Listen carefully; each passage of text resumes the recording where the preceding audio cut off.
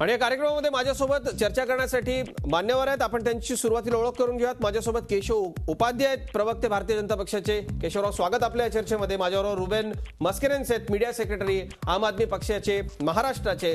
रुबेनजी, स्वागत आपलं. माझ्यासोबत डॉक्टर कुमार सप्तर्षी आहेत, राजकीय विश्लेषक, पुण्याच्या आमच्या स्टुडिओतून. कुमार सर, आपलं स्वागत या चर्चेमध्ये. डॉक्टर विश्वंभर चौधरी आहेत आपल्याबरोबर पुण्याच्याच आमच्या स्टुडिओमधून. चौधरी सर, आपलंही खूप खूप स्वागत या चर्चेमध्ये. आणि रघुनाथ पांडे आहेत आपल्याबरोबर दिल्लीहून, ज्येष्ठ पत्रकार, त्यांचंही स्वागत.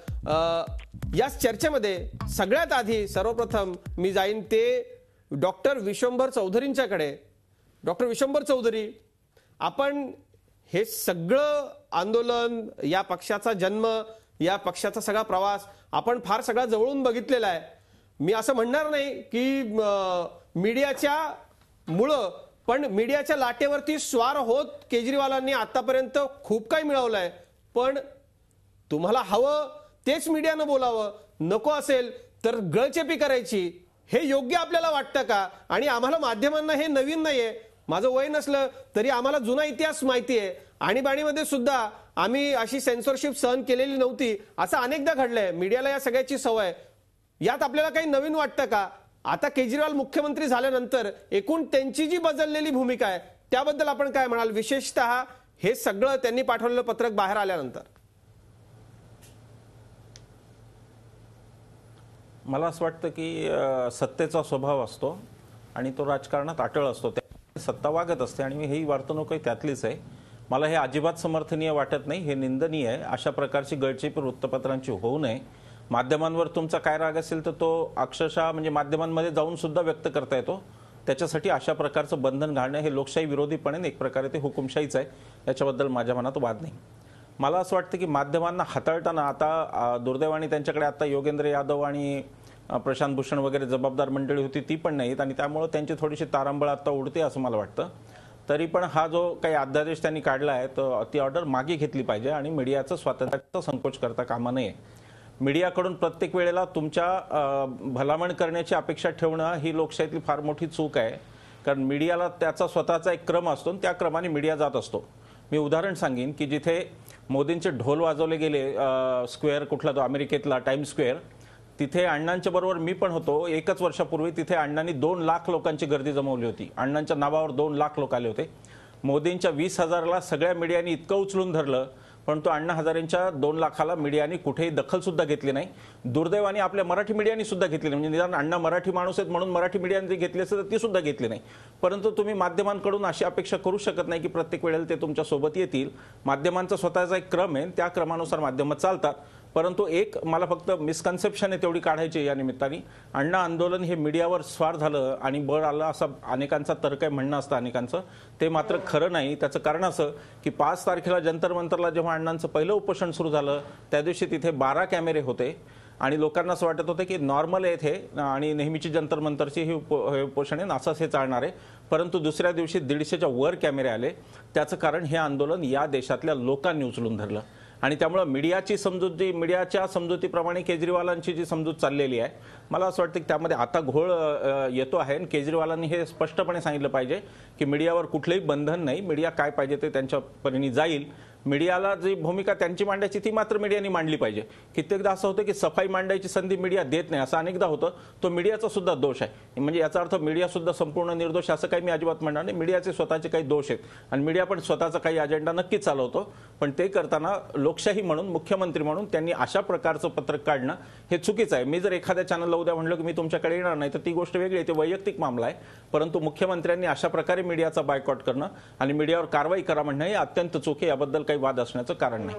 अगदी खरं आहे सर. आणि आपण म्हणताय त्याबद्दलही कुणाचंच दुमत असू शकत नाही. पण मुख्यमंत्री म्हणून केजरीवाल अशा पद्धतीनं बोलू शकत नाहीत, वागू शकत नाहीत, हे आपलंही म्हणणं आहे. डॉक्टर कुमार सप्तर्षी, जेव्हा लोकशाहीमध्ये विरोधी पक्ष दुबळा असतो, कमजोर असतो, तेव्हा माध्यमांची साहजिकच जबाबदारी फार मोठी असते. आणि दिल्लीमध्ये तसं असताना मुख्यमंत्र्यांनी असं हे वागणं कसं बघता आपण याच्याकडे? याच्यात 2-3 घटक आहेत. एक तर केजरीवालांचं ज्यावेळेला पूर्वी मुख्यमंत्री होते तेव्हा त्यांनी अंबानींच्या इंटरेस्टला धक्का लावल्याबरोबर मीडियामध्ये त्यांच्या विरोधी यायला लागलं. तेव्हापासून त्यांनी पक्का समज करून घेतला आहे की मीडिया म्हणजे मालकांची असते. पण हे खरं नाही तितकं. काही अंशी खरं आहे, पण मीडिया TRP प्रमाणे जाते. जनता जर बघत असेल तर जाते, जनता बघत नसेल तर कमी होतं ते. तर एवढं एक साधं लक्षात घेऊन मीडियाचं डायनामिक्स लक्षात घेतल्यावर त्यांना सगळ्या मीडिया त्यांचं म्हणणं विरोधात आहे त्यांच्या. असं असताना तुम्ही निवडून आला ना, अभूतपूर्व यश मिळवलं. काँग्रेस आणि BJP दोघांनाही पराभूत केलं. देशाला काँग्रेस नसेल तर BJP, BJP नसेल तर काँग्रेस, ह्या एक गोची झालेली होती मतदारांची. त्या चक्रव्यूहातून त्यांनी मतदारांची सुटका केली. तर मग तुम्हाला एवढं मीडियाचं भीती असायचं, म्हणजे भीती वाटायचं कारण काय? जरी समजा मीडिया खोटं बोलली आहे असं गृहीत धरूयात, पण खोटं बोलल्यानंतर किती वेळा खोटं बोलणार? त्याच्यानं लोकांनाही कळतं. लोक काही इतके मूर्ख नाही आहेत. लोकांना कळतं की इथं खोटं आहे, हे कळतं लोकांना. तर त्यांनी लोकांवर विश्वास ठेवायला पाहिजे होता, जो त्यांचा आजपर्यंत होता. आणि आता त्यांनी सर्क्युलर काढलं. हे सर्क्युलर काढणं मुख्यमंत्री पदाला शोभत नाही. कारण आज त्यांचं हे पत्रक जे काढले मीडियाच्या विरोधी, ते जर पचलं गेलं तर उद्या दुसरे मुख्यमंत्री काढतील आणि परवा पंतप्रधान काढतील. देशाची परिस्थिती आता इतकी नाजूक आहे, राजकीय परिस्थिती. अशा याच्यामध्ये तुम्ही काय करता आहात, याचे परिणाम किती व्यापक आहेत हे लक्षात घ्यायलाच पाहिजे आप पक्षानं, असं मला वाटतं. आणि त्यामुळे त्यांची कृती चूक आहे. मी आणीबाणीमध्ये 16 महिने जेलमध्ये होतो, 3 महिने भूमिगत होतो. त्यावेळेला सेन्सॉरशिप किती भयंकर असते हे आम्ही पाहिले. म्हणजे रात्री प्रिंट मीडिया असायची त्यावेळेला इलेक्ट्रॉनिक मीडिया एवढी नव्हती. तर त्यावेळेला साधा कॉन्स्टेबल जायचा, कारण रोज काही फार जाणकार अधिकारी जाणार नाही, आणि तो उगाचच काहीही बातमी काढायचा. मला असं वाटतं तंबाखू चोळत चोळत म्हणायचा, मला वाटतं हे काढून टाका. आणि दुसऱ्या दिवशी पेपर लोकांना वाचायला मिळायचं, त्याच्यामध्ये पांढरी स्पेस असायची, म्हणजे ही बातमी काढलेली आहे. पण याच्यातून कोण फसलं या सेन्सॉरशिपमुळं? शेवट त्याचा असा झाला, 19 महिन्यानंतर फक्त एकच व्यक्ती बसली, ती म्हणजे इंदिरा गांधी. तिला वाटलं आपण पॉप्युलर आहोत, आम्ही लोक जेलमध्ये आहोत, त्याची दखल कुणी घेत नव्हतं. आम्ही मेलो का जगलो हे दखल कुणी घेत नव्हतं. तुरुंगात आहोत का घरी आहोत हे कोणाला माहीत नव्हतं. आणि अशा काळामध्ये शेवटी आणीबाणीच्या नंतर थोडं रिलॅक्सेशन मिळालं आणि निवडणुका झाल्या. त्याबरोबर सर्व लोकांनी इंदिरा गांधीला रिजेक्ट केलं. ही किमया कशी झाली? अगदी खरंय सर. एकूण आपण जर बघितलं या देशामध्ये असा इतिहास आहे की मुस्कट दाबी माध्यम सहन करत नाही आणि करणारे नाही. हे नवीन नाहीये माध्यमांना. आपण रघुनाथ पांडेंच्याकडे जाऊयात. पांडे सर, केजरीवालांचं काढलेलं हे जे पत्रक आहे, आपण तिथं स्थानिक ठिकाणी काम करत असताना एकूण जी सगळी परिस्थिती आहे, आता नेमकी काय भूमिका आहे? कशा मनोदशेतून केजरीवाल जात आहेत? काय त्यांना त्यांचे सल्लागार किंवा आसपासची अशी परिस्थिती दिसते की त्यांनी इतकं घाबरावं मीडियाला? घाबरलेत का केजरीवाल मीडियाला? केजरीवाल मीडियाला घाबरलेले आहेत. त्याचं कारण असं आहे की नळावर व्हावी अशी भांडणं सध्या दिल्लीत सुरू आहे. रोज नव्या पद्धतीचा आरोप करायचा, रोज नवी पत्रकार परिषद घ्यायची आणि रोज नव्यानं कोणाला तरी काढून टाकायचं. हे केजरीवालांच्या समजण्याचा पलीकडचा विषय आहे. त्यामुळे केजरीवालांनी हे जे परिपत्रक काढलेलं आहे हे तर निषेधार्ह आहेच. उद्या देशभरात अशी अनेक परिपत्रकं निघतील. याआधी त्यांनी दक्षिणेतल्या काही भागांचा दौरा करून एक टीम पाठवली होती की अशा पद्धतीची सेन्सॉरशिप लागू होऊ शकते का. आता केजरीवाल राजकीयदृष्ट्या किती मोठे झाले, कसे झाले, हा विषय माध्यमांना चांगला ठाऊक आहे. त्यामुळे माध्यमांनी त्याबद्दलच्या बातम्या बऱ्यापैकी प्रसिद्ध केल्या. परंतु दिल्लीतील पत्रकारितेत अजूनपर्यंत याविषयीचा पाहिजे तेवढा रोष निर्माण झालेला दिसून येत नाही. किंबहुना दिल्लीतली पत्रकार किंवा इथली माध्यमांचे जे काही संस्था आहेत त्या अशा विचार करत असाव्यात की पहिली डिफॉर्मेशनची केस कुणावर होते आणि त्यानंतर आपली भूमिका कशी राहू शकते. मला तर असं वाटतं 2 दिवसापासून अत्यंत अशा पद्धतीचा रोष पत्रकारांमध्ये आहे केजरीवालांबद्दल. ज्या केजरीवालांनी सोशल मीडियाच्या माध्यमातून सत्ता काबीज केली, म्हणजे 28 पासून 67 पर्यंत एवढ्या मोठ्या प्रमाणात त्यांनी राजकीय यश संपादन केल्यावर आज केजरीवाल कुठल्या पद्धतीनं घाबरत आहेत हे अनाकलनीय आहे. मात्र मुद्दा असा आहे की केजरीवाल सातत्यानं ज्या शिडीवरून चढतात ती शिडी सोडून देतात। याच्या आधीची आपण 50 उदाहरणं बघू शकतो। म्हणजे त्यांनी मदर टेरेसापासून आपला राजकीय प्रवास, सामाजिक प्रवास सुरू केला, तर आता योगेंद्र यादवपर्यंत सगळ्यांना त्यांनी याच पद्धतीनं बाहेर ढकललं। आता ज्या माध्यमांच्या भरोश्यावर त्यांनी सत्ता काबीज केली त्यांची ही मुस्कटदाबी केजरीवाल करत आहेत। याचा अर्थ असा आहे की केजरीवालांच्या सरकारांमध्ये अत्यंत मोठ्या प्रमाणात घोळ आहेत। आश्वासनांची परिपूर्तता ते पहिल्या 100 दिवसात काय 200 दिवसात पूर्ण करू शकत नाहीत आणि त्यामुळं पत्रकारांना कशी मुस्कटदाबी करता येईल। अगदी खरं सर, पांडे सर, आणि आपलं काम आहे सरकारवरती वचक ठेवायचा, काय नेमकं चाललंय ते सगळं लोकांपर्यंत दाखवायचं आणि जे आहे ते आपण दाखवत असतो। लोकांना जर असं वाटलं की अरे हा माणूस चांगलं काम करतोय, तसंच पत्रकारांना वाटत असतं, चांगलं काम करणाऱ्याच्या पाठीशी आणि आपली जबाबदारी टाळणाऱ्याच्या विरोधात लिहिणं, दाखवणं, बोलणं हे पत्रकारांचं कामच आहे आणि ते आपण करू तर वाईट केजरीवालांना कुठेतरी वाटतंय, केजरीवाल घाबरलेत मीडियाला, असं आपण आता थेट म्हणतायत। केशव उपाध्ये, मी आपल्याकडे येतो। भारतीय जनता पक्षानं अत्यंत कडक शब्दात या सगळ्यावरती टीका केलेली आहे, काय भूमिका आहे आपल्या पक्षाची? नाही, सगळ्यात एक गोष्ट लक्षात घेतली पाहिजे, आम्ही हे सातत्याने यापूर्वी सुद्धा म्हणालोय आणि आता सुद्धा आज सुद्धा ती भूमिका आहे की ज्या पद्धतीने म्हणजे केजरीवालांचा जो स्वभाव आहे सगळं एकूण बघता आणि नियम सगळे इतरांसाठी, स्वतःसाठी मात्र काहीच नाही की आपण वेगळे आहोत, फक्त आपण वेगळे, ही भूमिका ते सातत्याने मांडत आलेत। मी आता आठवण करून देऊ इच्छितो, ज्या कलमासाठी म्हणजे 499 आणि 500 कलमाअंतर्गत त्यांनी ही नोटीस काढलेली आहे, ह्या नोटीस रद्द व्हावी अशी मागणी सुप्रीम कोर्टात त्यांनी गडकरींच्या केसमध्ये, गडकरींनी ज्यावेळी त्यांच्या डिफेमेशनची केस केली ती बदनामीची, तर हे कलम कसं गैरलागू, हे रद्द झालं पाहिजे अशी मागणी करणारे केजरीवाल, स्वतःच्या स्वार्थासाठी मागणी करणारे केजरीवाल आता सरकार वाचवण्यासाठी किंवा सरकारवरती असलेली टीका लपवण्यासाठी अशा प्रकारची दुटप्पी भूमिका घेतात आणि ही भूमिका सातत्याने दिसत आलेली आहे। मगाशी आता पांडेजीने खूप चांगला शब्दप्रयोग केला की त्यांनी जी शिडी वापरली त्याची 50 उदाहरणं दिसतील की जी शिडीवरती जे चढतात ती शिडी ते सोडून देतात की त्या माणसाला सोडून देतात। हे अण्णा हजारेंपासून आपण बघत आलेलो आहे। आज मीडिया म्हणजे आज देशामध्ये हजारो म्हणजे सरकारी अधिकारी आहेत, वरिष्ठ पदावर चांगले काम करणारे, पण त्यातनं अरविंद केजरीवाल जे मोठे झाले त्याच्यामध्ये सगळ्यात मोठा का मोठे झाले तर सगळ्यात मोठा वाटा होता मीडियाचा। गेल्या 4-5 वर्षामध्ये मीडियाने ज्या पद्धतीने त्यांना मोठं केलं, पण आज तीच मीडिया ज्याच्या आधारावरती ते मोठे झाले या इथपर्यंत पोहोचले, त्याच मीडियाला ते आज लाथाडू पाहतायत किंवा त्यांच्यावरती बंधन आणू पाहतायत आणि अशी म्हणजे हे आता त्यांनी केलं याच्यानुसार अधिकारी ठरवणार आहे। आता त्यांनी पत्रक काढलंय त्या पत्रकानुसार म्हणजे कुमार सप्तऋषींनी आता खूप चांगली आठवण सांगितली की 77 साली काय ते पोलीस अधिकारी कॉन्स्टेबल येऊन बघायचा, तशी आता ते एक अधिकारी नेमला जाणार आहे की बातमी पॉझिटिव्ह की निगेटिव्ह तपासण्यासाठी। म्हणजे ही कुठली आणीबाणीच आहे। म्हणजे एक लक्षात घेतलं पाहिजे, शेवटी मलाही मान्य म्हणजे मीडिया हा आपल्या पद्धतीने काम करत असतो। भारतीय जनता पार्टी म्हणजे सगळीच मते मीडियाची भारतीय जनता पार्टीला मान्य असतील की भाजपची मते मीडियाला मान्य नसतील गरज नाही। किंबहुना देशात सर्वाधिक टीका जर सहन कोणी केली असेल तर ती भारतीय जनता पार्टी असतील, नरेंद्र मोदी असतील, ज्यांनी मीडिया सगळ्यात मोठी टीका सहन केली। पण तरी सुद्धा अशा पद्धतीचं पाऊल म्हणजे हेच की आम्ही जे सांगतो केजरीवाल ढोंगीपणा आहे, हा एककल्लीपणा आहे, सगळ्यांना म्हणजे आपणच फक्त खरे आणि दुनिया तेवढी खोटी, ही जी भावना आहे त्यातनं हे आलेलं आहे। रुबिन नाही म्हणतायत, रुबिन खूप बराच वेळ तुम्हाला उत्तर द्यायचं आहे, पण आज खरं तर आम आदमी पक्षालाच आणि आपल्या पक्षाचे मुख्यमंत्री, आपल्या पक्षाचे सर्वेसर्वा अशा पद्धतीनं इतकी नोटीस काढेपर्यंत का मीडियाला घाबरलेत, याचं उत्तर आपण रुबिन मस्करेन यांच्याकडून घेऊ। एक ब्रेक घेतोय, पाहत राहा रोखोक।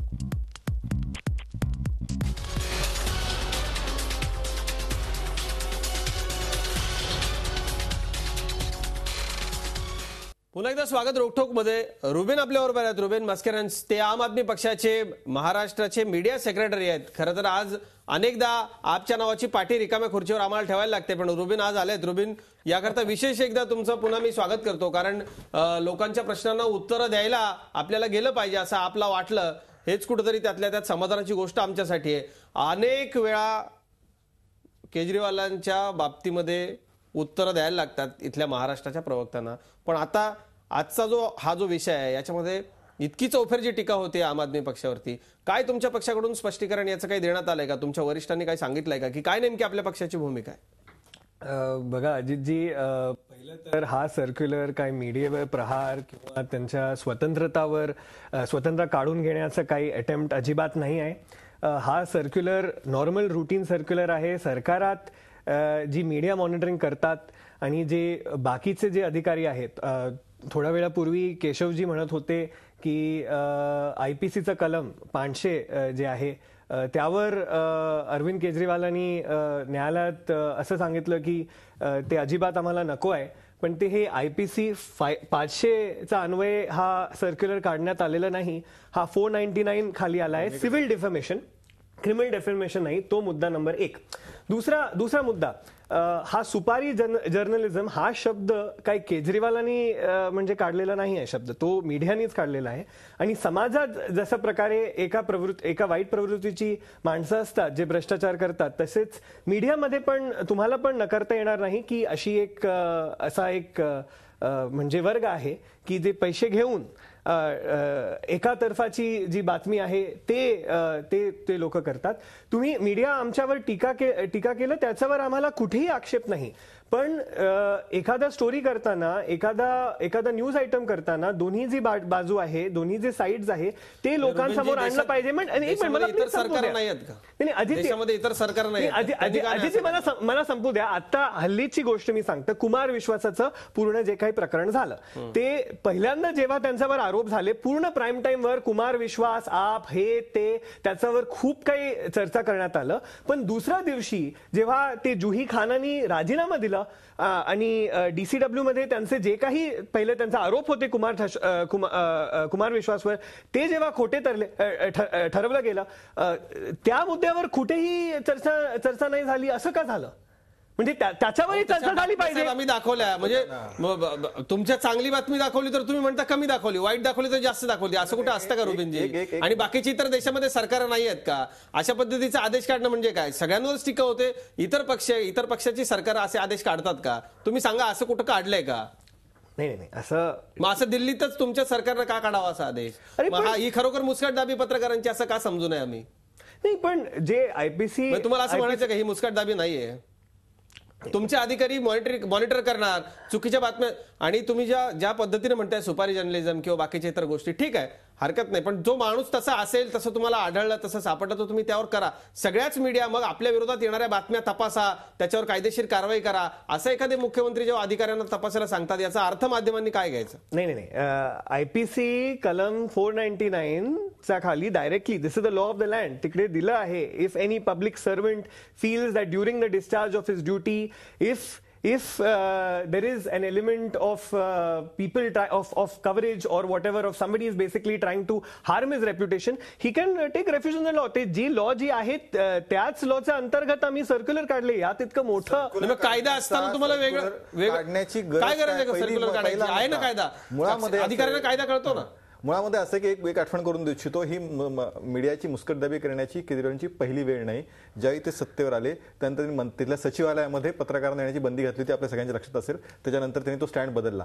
खरं म्हणजे आता बरं हे कोण ठरवणार? म्हणजे ही पत्रकारिता सुपारीबाज आहे की म्हणजे ह्यांच्या विरोधातली पत्रकार असेल की लगेच ते सुपारीबाज म्हणणार, ह्यांच्या बाजूची पत्रकारिता असेल तर ती देशाची न्यायाची पत्रकारिता. कारण केजरीवालांचा स्वभाव आहे, आपल्याबद्दल जे असेल ते चांगलं, इतरांबद्दल असेल ते वाईट. हेच त्यांनी म्हणजे त्यांचे नेते कसे वाईट आहेत? अहो, त्यांनी इंटरनल म्हणजे त्या बिचारे बाकीचे दोन नेते सोडून द्या, पण इंटरनल त्यांचा जो लोकपाल नेमला होता त्याला ज्या वाईट पद्धतीने घरी पाठवलं, तेव्हा ते किती एक कल्ली हट्टेखोर अशा पद्धतीचे व्यक्तिमत्व आहे ते कळून येतं. त्यामुळे मुळात आहे ना, कलम आहे ना, मग ते सगळं काढायची गरज काय? मला एका सांगा ना, उत्तर द्या त्याचं. किमान वेगळं अशी आठवण करून द्यायची. देशात मीडिया इतकं म्हणजे ठीक आहे, मीडियामध्ये बघा प्रत्येक पेशामध्ये चांगल्या प्रवृत्ती वाईट प्रवृत्ती असतात, पण त्याचा ठेका तुम्हाला कोणी दिला करायला की ह्याचं सुपारीबाज आहे की नाही? म्हणजे तुमच्या बाजूने असेल तो चांगला आणि इतर तो सुपारीबाज, हे कोणी ठरवलं? बघा, सर्क्युलरची भाषा बघा. आम्ही असं नाही सांगितलंय की आमच्यावर टीका झाली की त्यांच्यावर आम्ही कारवाई करणार. The words used are no malicious and defamatory. असं आहे. म्हणजे कोण ठरवणार? कोण सरकारी अधिकारी ठरवणार की डिफेमेटरी भाषा? ही भाषा कोण ठरवणार? म्हणजे काम होत नसेल ही भाषा एखाद्या पत्रकाराने दाखवली तर डिफेमेटरी होणार नाही. मला एक सांगा, टीव्ही लोकशाहीमध्ये विरोधातली बातमी आली, एखादा मुद्दा मांडला एखाद्या विरोधामध्ये, तर तो लगेच आणि आपण घेऊ, विचारूया त्यांना कसं समर्थन होऊ शकतं या गोष्टीचं, सांगा. नाही, असं मी म्हणजे ऐकून घ्या माझं. एखाद्या मोठ्या मीडिया कॉर्पोरेशनची म्हणजे ज्याचा आधी जेव्हा टेक ओव्हर झालं एका मोठ्या कंपनीने, तेव्हा स्पष्टपणे एक नोटीस सगळ्यांना पाठवण्यात आलं की आम आदमी पक्षाला तुम्ही अजिबात कव्हर करायचं नाही. तर तिथे त्यांचा मीडिया स्वतंत्रावर तेव्हा हल्ला नव्हतं का? किंवा तेव्हा एडिटोरियल जी ऑब्जेक्टिव्हिटी असते ते तेव्हा काढून घेण्याचा प्रयत्न नव्हतं का? अहो आता मगाशी नाही, आमचं इतकंच म्हणणं आहे की मीडियांचं जे काही कव्हरेज आहे ते त्याचा एखाद्या तत्वावर. विश्वंभर चौधरी सरांनी बोलताना सांगितलं, केशवराव आपण आता ऐकलं असेल, मी विश्वंभर चौधरी सर आपल्याकडे येतो, ज्या पद्धतीनं तोकडं समर्थन करताय रुबिनजी, आपल्याला पटतंय का हे? नाही, मुळामध्ये 499 कलम पण आहे, 500 कलम पण आहे, पण ते कलम आहेच ना. त्याच्यासाठी खरं म्हणजे अध्यादेशाची काय गरज आहे? ते कलम आहेच आहे. तुमचं सरकारच्या विरुद्ध जर कोणी खोडसाळपणाने वृत्त दिलं किंवा दाखवलं तर बदनामीचा खटला दाखल करताच येतो, त्यात काही प्रश्नच नाही. फक्त एक गोष्ट आहे की स्वराज्याची भाषा तुम्ही करता त्यावेळेला तुम्ही म्हणता लोकांकडे अधिकार दिले पाहिजेत. तर लोकांचं परसेप्शन सांगणारं कोण आहे तुम्हाला? तर ती मीडिया आहे ना. लोक काही थेट येऊन मुख्यमंत्र्यांना भेटत नाहीत. जनता दरबारमध्ये काय 1000 लोक भेटतात, ते तेवढे सोडले तर बाकी नाही भेटत. तर लोकांचं जर तुमच्यापर्यंत येणं, तर मला असं वाटतं की खरं म्हणजे मीडियातून वाईट आलं आपल्याबद्दल तर त्याचा चांगला अर्थ घेऊन पुढे गेलं पाहिजे, त्याच्यावरती करेक्टिव्ह ऍक्शन केलं पाहिजे. सरकारची भूमिका ही पाहिजे. याउलट जर तुम्ही हुकुमशाहीच करायला लागला की मीडियाच नको, तर ते चुकीचं आहे. त्याची संगती लागत नाही, अशासाठी लागत नाही की. आणि असं ज्या आता चर्चा होती ज्या सर्क्युलरवर, ते सर्क्युलर न्यायालयाच्या कक्षात टिकूच शकणार नाही.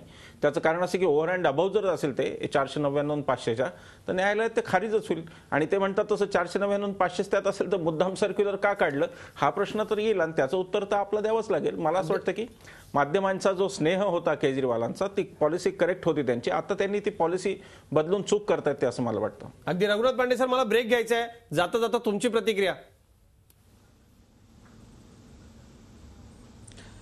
पूर्वी अन्न वस्त्र निवारा या आपल्या मूलभूत गरजा होत्या. आता माहिती आपल्याला किती लवकर मिळेल आणि ती चांगल्या पद्धतीने लोकांपर्यंत कशी जाईल हा एक विषय महत्त्वाचा येतो आहे. आणि ज्या केजरीवालांनी माहिती अधिकारांसाठी गेली अनेक दिवस वाद केले, अधिकारासाठी भांडणं केली, संघर्ष केले, तेच केजरीवाल आता माहितीसाठी सुद्धा संघर्ष करणाऱ्या पत्रकारांना भाग पाडत आहेत. केजरीवालांची भूमिका पूर्णपणे दुटप्पी आहे, ते बदलत चाललेले आहे. लोकशाही व्यवस्थेत हे टिकूच शकत नाही. केजरीवाल ज्या पद्धतीत वरती आले ते त्यांनी एकदा बघावं आणि मगच पत्रकारांच्या एकूणच भूमिकेवर टीका करावी. अगदी खरं आहे. याचं उत्तर आपण घेऊयात. केजरीवालांची भूमिका बदलते का? भूमिका दुटप्पी होते का? आणि केजरीवाल हुकुमशाही पद्धतीने वागतायत का? ही मुस्कटदाबी आहे का? याचे उत्तर आपण घेऊयात. एका ब्रेक शिवाय झाले. ब्रेक नंतर लगेचच परततोय. कुठे जाऊ नका, पाहत राहा रोखठोक.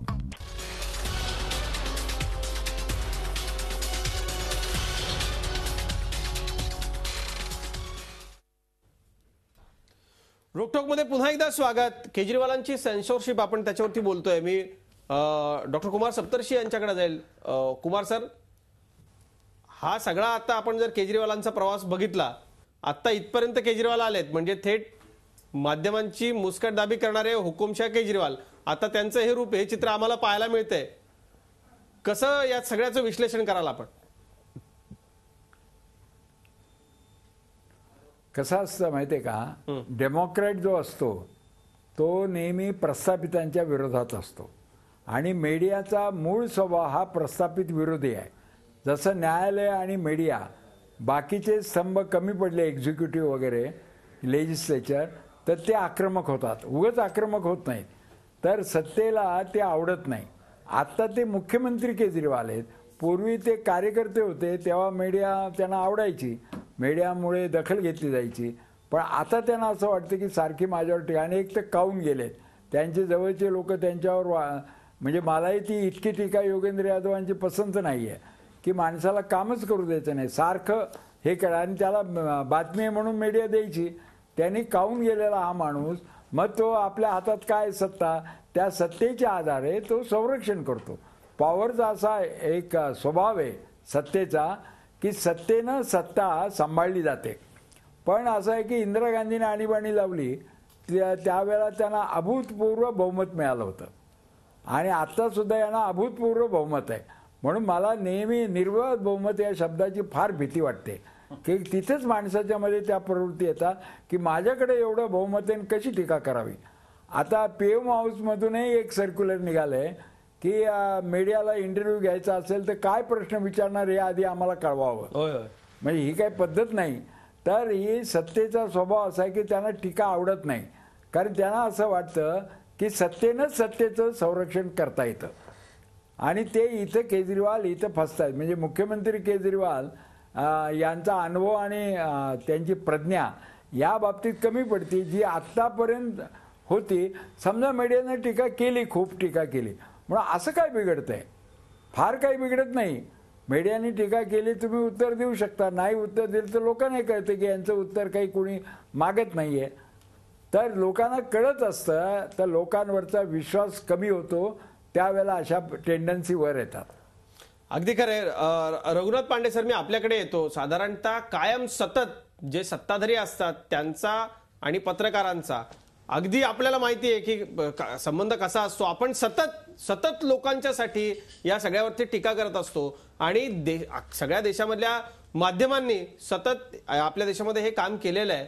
पण आम आदमी पक्ष सत्तेत नवा आहे, म्हणजे न्यायवह हा या गोष्टीत सुद्धा न्यायवह का अजून लक्षात येत नाही का केजरीवालांना? म्हणजे मुख्यमंत्री झाल्यानंतर ज्या पद्धतीने आता कुमार सर म्हणाले की सत्ता हे हे मुख्यमंत्री केजरीवालांचं हे एक वेगळं रूप आपल्याला पाहायला मिळतंय का?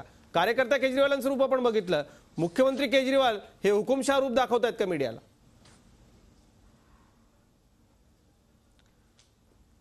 केजरीवाल हुकुमशाह होत आहेत. दिवसेंदिवस आपण बघतो त्यांचं जंतर मंतरची आत्महत्या प्रकरण आणि त्याच्यानंतर बदललेले केजरीवाल हा आपण राजकीय सिनारिओ जर बघितला तर अत्यंत वाईट पद्धतीनं आपची सध्याची दिल्लीची वाटचाल आहे.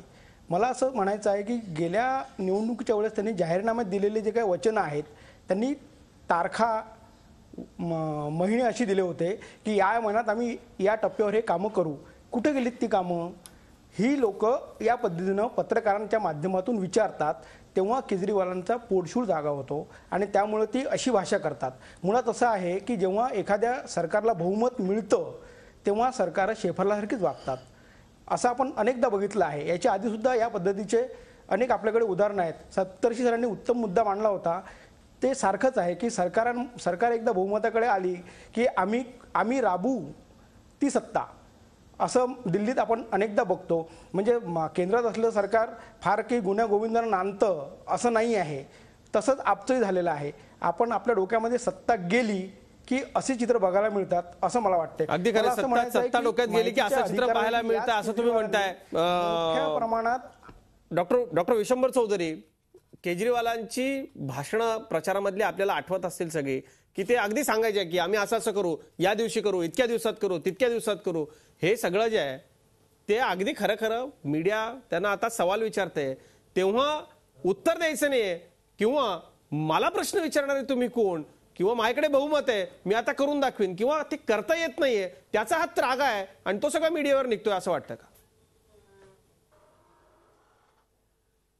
नाही, तो जसं सप्तर्षी सर सुद्धा म्हणाले की तो सत्तेचा स्वभाव आहे. मी तुम्हाला सांगतो की महाराष्ट्रामध्ये सत्तांतर होण्याच्या आधी ज्या काही गोष्टी आम्ही बोलायचो त्याला पक्षाचे म्हणजे त्यावेळेसचे जे नेते होते ते अतिशय उत्तम, वा तुम्ही फार छान करताय वगैरे. आज आम्ही तीच टीका त्यांना ट्विटरवर केली तर ती त्यांना झोमते, त्याचं कारण ते सत्तेत आज बसलेले आहेत. तर हा सत्तेचा स्वभाव आहे की आपण बाहेर असताना आपण विरोधी पक्ष म्हणून असतो, त्यावेळेला काय कोणीतरी दुसऱ्या सरकारला मारतं तर ते बरंच वाटतं, चांगली गोष्ट आहे असं वाटतं. पण ती वेळ आपल्यावर पण येऊ शकते तर तेव्हा मग अवघड नाही. त्याच्यामध्ये तुमची आमची म्हणजे सामाजिक कार्यकर्ते म्हणवणाऱ्यांची पत्रकार म्हणवणाऱ्यांची एक भूमिका आहे असते ना, मला वाटतं ती कायमस्वरूपी विरोधी पक्षाची भूमिका आहे आणि ती तशीच राहायला पाहिजे. अन्यथा सरकारला आपण कसं काय सरकारच्या सोबत जर आपण जाऊन बसायला लागलो तर ती चुकीची गोष्ट आहे. म्हणून सत्तेत कोणता जरी पक्ष आला तरी त्याच्यावरती टीका करणं हा आपला धर्म आहे असं मी एका अर्थाने समजतो. हा धर्म राजकारण्यांना सहन होत नाही, त्याचं कारण सत्तेचा एक अहंकार आलेला असतो. आम्हाला आता सत्ता मिळाली, तुम्ही कोण सांगणार? बघा भारतामध्ये पद्धत आहे आणि ही खूप दिवसांपासून आपण पाहतोय. काही झाले लोक म्हणतात तुम्ही कुठे निवडून येता, त्यांना निवडून दिलंय लोकांनी. म्हणजे काय, तो ॲरोगन्स जो आहे तो सत्तेचा तो त्यातून येतो. आज केजरीवाल त्याचे शिकार आहेत, पण अन्य सुद्धा लोक त्याचे शिकार होतात, कारण त्यांना असं वाटतं की निवडून दिलं. मॅन्डेट हा 5 वर्षाचा असतो हे बरोबर आहे, पण मॅन्डेट हा लिमिटेड त्या काम करण्यासाठी असतो. Mandate is not a blanket consent. तुम्ही कसेही वागा, त्याला आम्ही 5 वर्षाला मॅन्डेट दिलेला आहे असा त्या मॅन्डेटचा अर्थ लोकशाहीत घेता येत नाही. परंतु दुर्दैवाने आपल्याकडे राजकीय नेतृत्वाला ते कळत नाही, ही वस्तुस्थिती आहे. अगदी खरं सर. आणि खूप महत्वाचा मुद्दा आपण मांडला की टीका केलेली या सगळ्या सत्ताधाऱ्यांना सहन होत नाही. एक ब्रेक घेतोय रोकटोकमध्ये आणि ब्रेक नंतर आपण पुन्हा परतूयात. मला केशव उपाध्ये आणि रुबेन मस्करेन्स यांच्याकडे जायचंय. एका ब्रेक नंतर ही चर्चा अशीच सुरू राहील. पाहत राहा रोकटोक.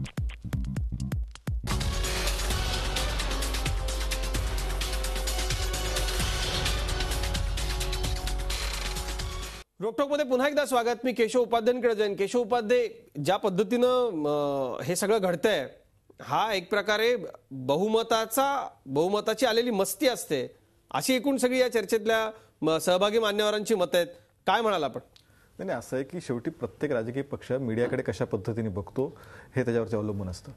मग भारतीय जनता पार्टी मग आता मगाशी म्हणजे मला खरंच कुमार सप्तर्षींचं मला त्यांनी जर मोदींवरती टीका केली नसती तर कदाचित कार्यक्रम संपल्यानंतर त्यांना बरं वाटलं नसतं, कारण तो शेवटी स्वभाव आहे तो.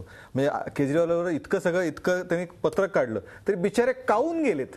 म्हणजे काय शब्द, किती सहानुभूती एखाद्याबद्दल. म्हणजे आपला तो बाळ्या आणि इतरांचा तो कार्ट्या, आणि मोदींनी लगेच पत्र काढलं. म्हणजे अशा प्रकारचं ज्याला दुटप्पीपणा म्हणतो, जो सराव वरपासून सगळीकडे, तो सगळं इथे पुन्हा तो दिसून येतो. म्हणजे याच्यामध्ये मुळात असं की मग त्यांनी सांगितलं की असं PO1चं पत्र काढलंय की प्रश्न पाठवले पाहिजेत वगैरे. मला असं वाटतं की त्यामध्ये गैरसमजाचं कारणच नाही. शेवटी पंतप्रधान आहेत, काही प्रोटोकॉल पाळले गेलेच पाहिजेत याच्यामध्ये. त्यात गैरसमजाचं कारण एक मिनिट फक्त असं आहे की सहमत असूच शकत नाही. म्हणजे तुमची मतं वेगळी असतील, माझी मतं वेगळी असतील, पण शेवटी पंतप्रधान आहेत. हे सरसकट आम्ही अशा कुठले पत्र म्हणतील नाही, त्यांनी बातमी लिहायला बंदी घातली, आम्ही बातमी लिहायला बंदी नाही घातली. बातमी काय लिहावी इथून सुरुवात आहे ही. मला पंतप्रधान कुमार साहेब तुम्हाला नक्की उत्तर द्यायचं. एक मिनिट माझं पूर्ण होऊ द्या, मग त्यांना उत्तर देऊ द्या. ते पुन्हा त्यांना संधी चांगली मिळते मोदींवर टीका करण्याची, नेहमी हाऊस आहे त्यांची. पण मुळामध्ये एक गोष्ट लक्षात घेतली पाहिजे की या सगळ्या विषयामध्ये सातत्याने मीडियावरती सगळ्यात जास्त टीका गेल्या 15 वर्षात जर कोणी सहन केली असेल तर नरेंद्र मोदींनी केली असेल.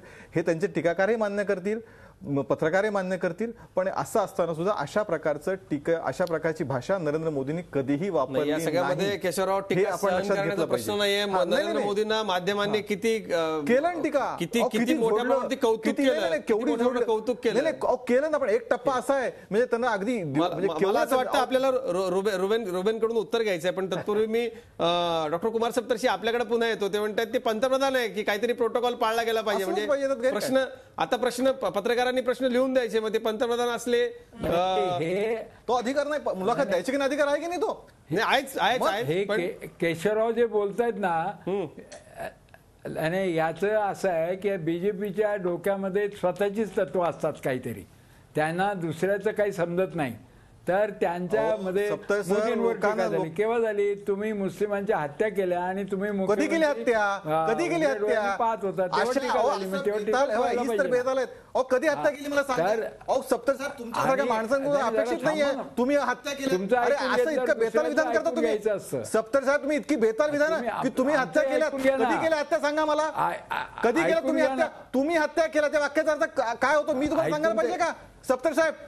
आपण ज्येष्ठ आहात, आम्ही सगळ्यांना आदर देतो तुम्हाला, तुम्ही अशी भाषा वापरता. आम्ही तुमच्याकडून शिकतो सप्तर साहेब. आणि तुम्ही हत्या केल्या अशी भाषा तुमच्याकडून. सप्तर साहेब हे चुकीचं आहे. म्हणजे मला असं वाटतं म्हणजे आपल्याकडून शब्द मंत्रिमंडळ होतं, तुम्ही नाही वाचवू शकला अल्पसंख्याकांना. आता शब्द बदलू नका. सरकारचं पहिलं कर्तव्य असतं राजधर्म म्हणजे काय, खेळ करू नका. आपला मूळ मुद्दा जो आहे तो थोडा बाजूला राहील. शब्दांचे खेळ म्हणजे अशा पद्धतीने सप्तर साहेब तुमच्यासारख्या ज्येष्ठ लोकांना. केशवराव आपला मूळ मुद्दा आपला बाजूला राहील. खेळ वगैरे काही नाही, ते अगदी थोडक्यात शब्दांचा खेळ तोच चालला ना. तुम्ही हत्या केली, कुणी हत्या केली, कुणी हत्या केली, या वाक्याचा अर्थ काय होतो? मला केशवराव मला असं नाही, ज्या पद्धतीची भाषा तुमचं मंत्रिमंडळ असताना मुस्लिमांच्या हत्याकांड झालं, तुम्ही निषेध नोंदवला. ठीक आहे केशवराव, तुमच्या भावना समजू शकतो. तुमचं भाजपचं मंत्रिमंडळ असताना भाजपचं मंत्रिमंडळ बर्ट्रांड रसेलचं एक पुस्तक आहे, त्याचं नाव आहे पॉवर. छोटस आहे पण पॉवरचा स्वभाव विचारलाय, सांगितलंय त्याच्यामध्ये. Power is an powerful instrument to fulfil all desires, असं ते त्याच्यामध्ये दिलेलं आहे. आणि माणसं रिलॅक्स राहिली तरच. कुमार सर, आपल्या मूळ विषयापासून आपण थोडे भरकटलो होतो, पण हरकत नाही. मी पुन्हा आपल्या सगळ्यांना मूळ विषयावरती घेऊन येतो. रुबेन, जाता मला या सगळ्या विषयावरती आम आदमी पक्षानं आज नेमकी काय भूमिका या विषयावरती आजचा दिवस संपेपर्यंत आपली मांडायची ठरवली होती हे कळू शकेल का? हे चुकीचं आहे असं शेवटपर्यंत आपल्याला वाटतंय का? तसं मान्य कराल? नाही, हा चुकीचं नाही, असं अजिबात नाही की आम आदमी पार्टीला जे विरोध आहे ते अजिबात म्हणजे मान्य नाही. कारण भाजपने इतकं त्यांची मोठी बहुमत असूनही त्यांनी लीडर ऑफ ऑपोजिशनचं पद दिलेलं नाही. तरी पण आमचं पण इतकं मोठी म्हणजे मेजॉरिटी असून दिल्लीच्या असेंब्लीमध्ये भाजपचे केवळ 3 आमदार होते, तरीही त्यांना लीडर ऑफ ऑपोजिशन आम्ही दिली. तर विरोध ची एक इम्पॉर्टंट हे तुम्ही दिली हेच सगळे मान्यवर सांगताय की हा एक प्रकारे सत्तेचा कशा पद्धतीचा माज आहे. प्रेक्षको, आपण हे बघतोय. मला हा शब्द दुर्दैवानं वापरावा लागतोय या ठिकाणी. आपली वेळ अनादरानं संपली आहे. या कार्यक्रमामध्ये मान्यवर हो, आपण बघितलं एकूण कशा पद्धतीनं केजरीवालांच्या आजच्या भूमिकेवरती ही सगळ्या मान्यवरांनी ही मतं मांडलेली आहे. पण एक माध्यमकर्मी म्हणून आम्ही हे सांगू इच्छितो की लोकांच्या मनामध्ये काय ते आम्ही बोलत राहणार.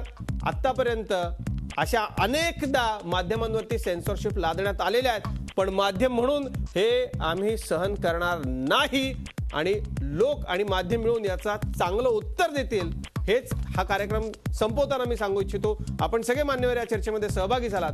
आपले मनपूर्वक आभार. धन्यवाद.